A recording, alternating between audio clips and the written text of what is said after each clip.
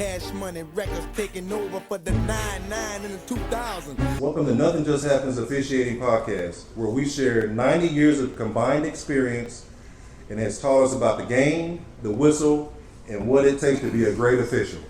My name is Scott Davis. My name is Ken Holdman. My name is Corry Mack. And today we are asking questions every official faces. Why take the heat? One of the questions that we always ask is, what is the loudest gym you've ever walked into? Ken, what's one of the ones you've ever walked into? Wow.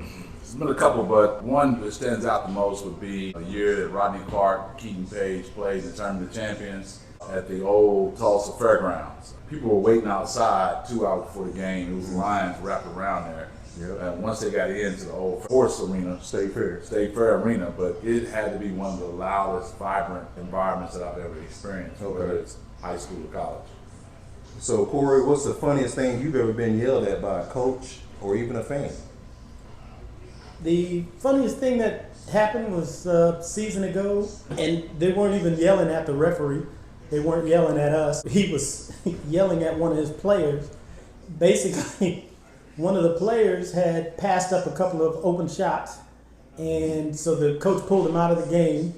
And while we were standing waiting on a free throw, he started yelling at the player. He basically told the kid that the defender backing up from him and allowing him to shoot and him passing up the open shot was talking about his mama.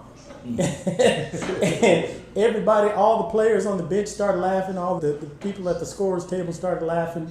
And I couldn't help but laugh, even trying to be businesslike. I couldn't help but laugh and tell the coach that was the best I'd ever heard. So another question that's asked is, when did you realize the yelling wasn't personal? And I'll take this question. One of the coaches told me that this is his livelihood. That when he goes out here and he's coaching these games, that he's doing this to provide a food for his family. And so this is business for him. It's not personal. When the game's over with, he'll go his way, I'll go my way. So that's one of the examples I can say where I realized that this is not personal when it comes to dealing with coaches and fans and stuff like that. But have you ever almost walked off the floor? Oh, yes. I had a And what made you say that? What made you say? I was at a place, Bonita, Oklahoma, and the fans started chanting, I got a rope, I got a tree, all I need is a referee. And the first couple of times when I heard it, I was just like, I didn't think they said that, right? But we went into a timeout, and the chant just got louder and louder. And as I looked around the room, or looked around the gym, I happened to be the only person of color in the gym. So my mind started thinking like, it's gonna be me if they gonna hang me As a referee. As a referee, right? Yeah. So we go into halftime, and I just was telling the other two guys, I said, man, I don't think I can do this again. The guy handed me the check. He gave us, the check was a little bit more than what we were supposed to get. That was the thing that got me to go to the second half. Okay. And so the moral of that story is that nobody buys a ticket to come see the referees. But without us, there is no game. Sometimes we'll be the villain. That's why we always used to wear black and white shirts. One team's always going to be the villain, thinking of us as the villain, and one team's always think of us as the superhero. But when you're trained and confident, it bounces right off of us. How much can a first-year ref expect to make? Normally, you'll make anywhere from $30 a game minimum, depending. Well, actually, you can also make $20 in rec ball, but at the YMCA level, we pay $30 a game, and so that's where the majority of what the officials make in Oklahoma, and then you move up from that point. Some of the perks outside of money, what makes you stay in officiating? Is it fitness? Is it friends? Or is it just the love of the game? I would say it'd be a little bit about a couple different things for me. One is still always going to be about the fitness. Two is about still staying involved in the game. We all became basketball players at one point in time. True. That's what kind of led us into this officiating business. But three is just about the camaraderie of the individuals that you referee with, though. Like, for example, for us, we all went to different colleges, different high schools, but we've always been friends since AAU and everything else. But then we get a chance to go out and officiate and still be together. And that's one of the things. Yeah, one of the things that I love about and keeps me in contact with the game is that camaraderie that we have amongst officials. Each other. Okay. Yeah. The camaraderie that we've developed. What's one time or one game or moment where you thought, Is this worth it? Oddly enough, the same game Ken mentioned earlier, that I was on that game with Rodney Clark in the Tournament of Champions. Okay. That exact same game. And I had never been in a situation where they actually held the game up for 45 minutes to wait to make sure all the fans can to get into the facility packed to the rafters. It hits me. I got to officiate this basketball game with the two best basketball players in the state. You know, and they're going. So that means it got to be on point because can't really. And at that point, I thought this is worth it right here. Yes. I do this game for free. That's exactly Yeah. what I was sitting there thinking. I do this game for free. Yes. So, what is the biggest rookie mistake you've seen in officiating? One of the biggest rookie mistakes is that you get into officiating and you just officiate. Most people that play the game before know most of the basic rules of the game, but don't know the overall rules of the game. There are a lot of rules that most players don't know that we adjudicate throughout the game. I had a game, it was actually Bishop Kelly versus Claremore. And I had the opportunity to referee with both of my brothers, White and Allen. I'm on the court and everything, and Mark Campbell, the late Mark Campbell, asked me a rule question. I had no idea what the rule was. I told him I'd be right back. I ran over to Dwight and said, hey, Coach Campbell got a question for you. Yeah. But from that point on, I really got off into my rule book and I started understanding the rules and how to adjudicate all those rules because I got really caught in a tough situation. It was a close ball game. When Mr. Campbell asked me the question about that rule, I knew he knew the rule. He knew the rule. He wanted you to come back And and he tell knew you. I knew that I didn't know the rule. I was discombobulated because he had hit me with 2 or 3 rules at one time. And I was like, I gotta go get my brother for this one. So, Well, to piggyback on that, Ken, Shaquisa did the same exact thing, but when she came over and asked me, I told her the rule, and she went right back over to the coach and said, 1, 2, 3. So it made it feel like that she was valid in her response because I told her the rule. oh no, I was So all that thrown off. made it wasn't a rookie mistake, but that was a rookie where it made her move up in efficiency. And so if you don't know the rules, Don't try to make it up. Don't try to make it up. That's the moral of that story. Don't try to make it up. And a lot of people don't realize Coach Campbell was a rules guy. Yeah. Coach Campbell would have family sessions on Sunday Just to study with the his rules. kids Yeah. because his son's a Division I official his and his daughters are coaches. So Yeah. they literally at their Sunday dinners would go over the rules and he would try to stump them on rules Yes. and things. And I knew this. So the same thing happened. I had a similar instance with Coach Campbell. He did that to me in the women's equivalent of the Tournament of Champions. Okay. It used to be the best of the best. Best of the best. Yeah, he came over and said, okay, so what is a block charge? What constitutes a block charge? And I knew what he was getting at. And so I told him what I thought constituted a block charge. And he gave me the old, okay, Corey, I'm going to tell you, you're better than that.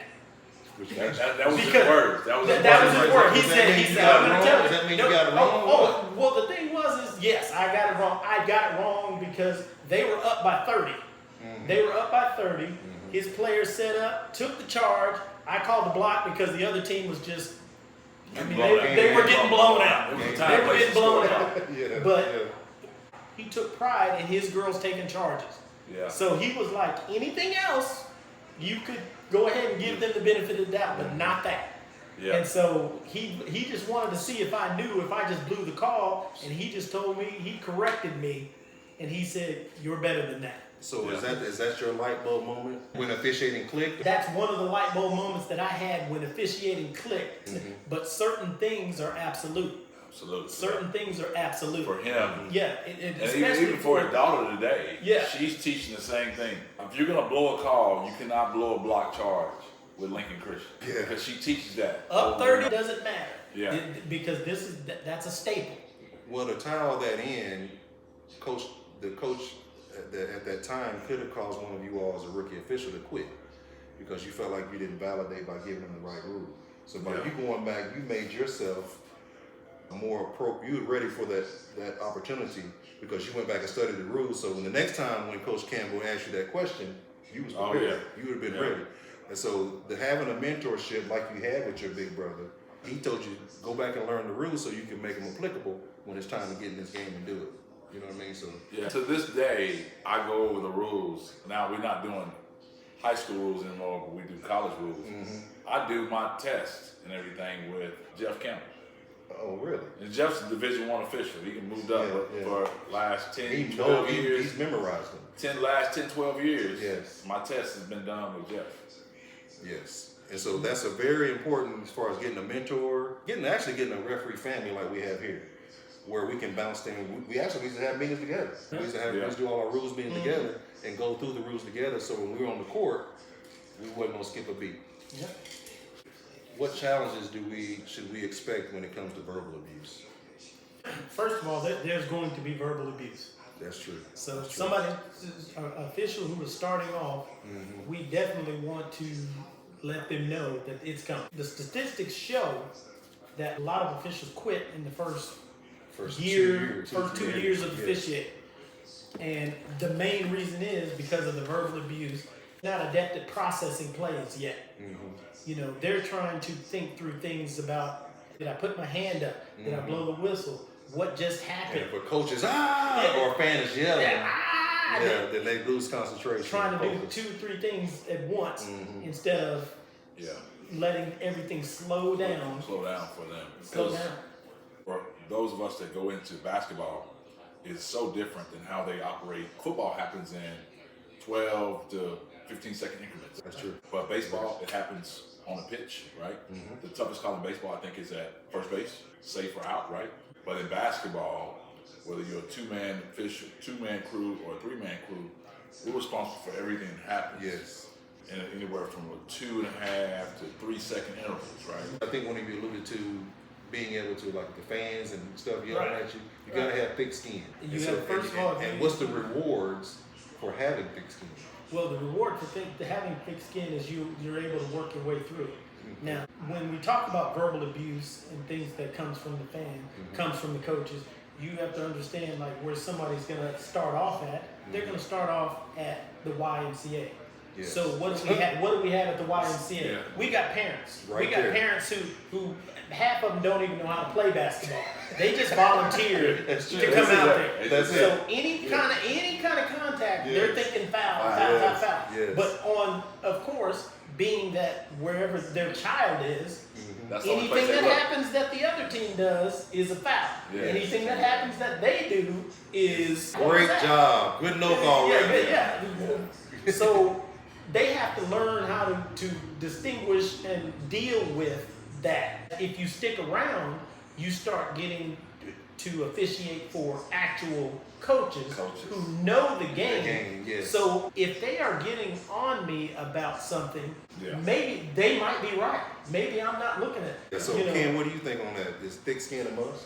Oh, thick skin is something that's developed. You don't come into this application with thick skin. You have to develop thick skin because You're right. one of the things we have to worry about, that we have to understand, more or less, is that parents and coaches only see what happens where the ball is at.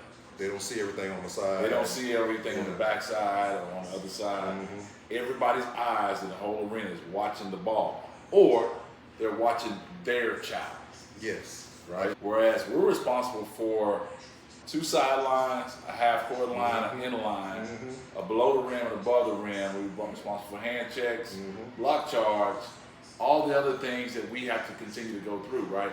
But most fans don't understand that. So it's a game within a game, but you have to develop that thick skin when you start to realize that it's really not personal towards you.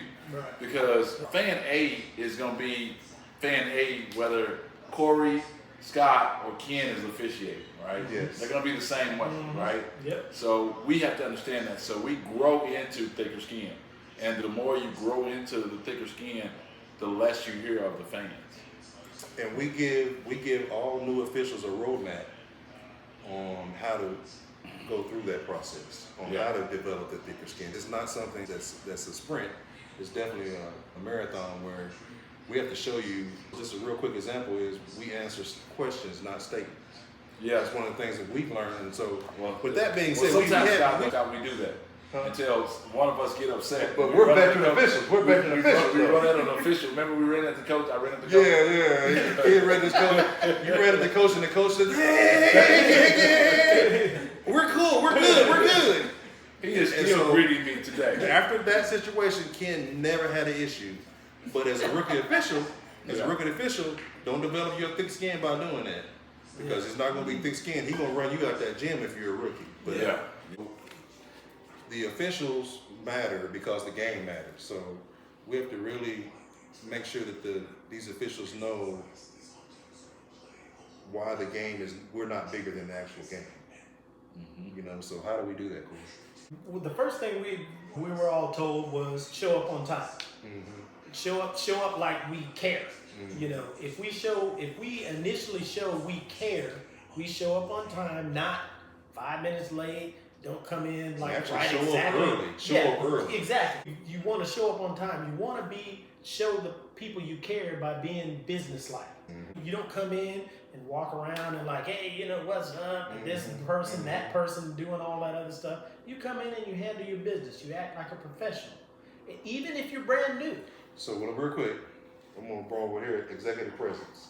Executive presence means everything, though. It's how you show up for the game, how you show up to the game before the game even starts. It's how you deal with even your administration, co-officials. You deal with the scores table, and that starts before the game starts. And believe it or not, coaches see that piece. Right? Yes, coaches actually assign individuals to watch us do those things. Yeah. So like we might walk into a gym and they have a student worker that's sitting over there charting. Is he sitting there? Is he on his phone the whole time? Did he shake everybody's hand? Did he make contact with the administration? What time did he show up? Was he late? How many minutes was he late? And so the whole game matters. That all matters, and we're not bigger than the game by not doing that. We're going to be talking about these type of scenarios within our modules. Yeah. And so within our modules, we'll be talking about the rules. We'll be talking about how to present ourselves when we show up to the games. We'll be talking about how to handle conflict resolution as far as coaches. And so these modules will end. There'll be like a 6-week module. Each module will last probably 30 minutes to an hour. You have to test out each module, and at the end of the 6th module, we'll have a one-day camp to be announced on where we'll have that one-day camp. We'll have a one-day camp where we'll test them out, and we'll see can we make applicable what they've learned throughout this whole module session. And then by doing that, once you complete that one-day session, then you become a part of our NJH community. So that will conclude our Nothing Just Happens Officiating podcast. Thank you all for joining us.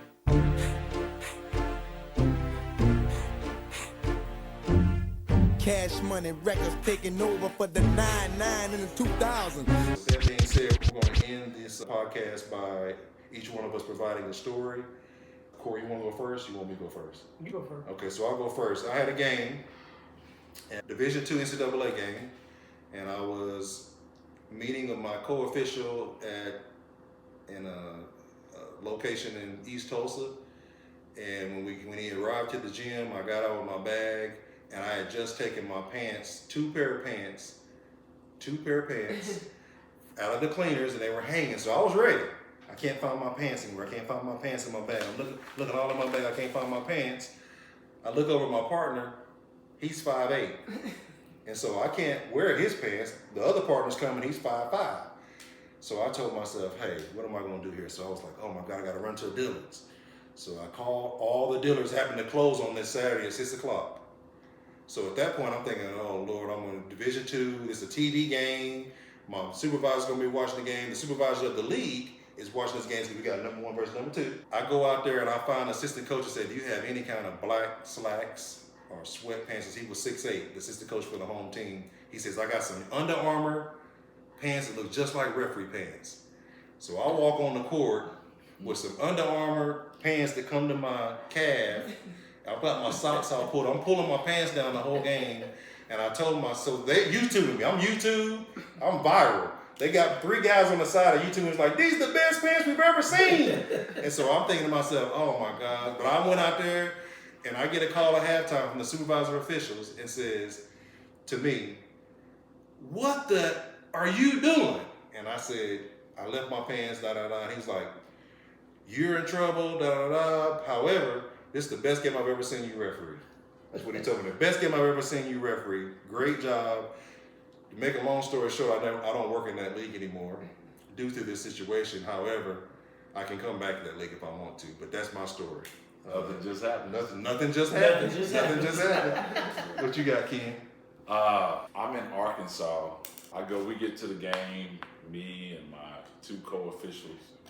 I go to the restroom, and so we're just messing around. We're going through our pregame and everything. The other 2 officials are ready to go out. They leave and go out on the floor. One of my co-officials, which you guys know, we're not gonna name who that is, hid my pants. I'm stuck in the locker room with no pants. The 2-minute horn goes off. Normally what we do is do our pregame and everything, and then we go off the floor, we go back to take our jackets back and everything.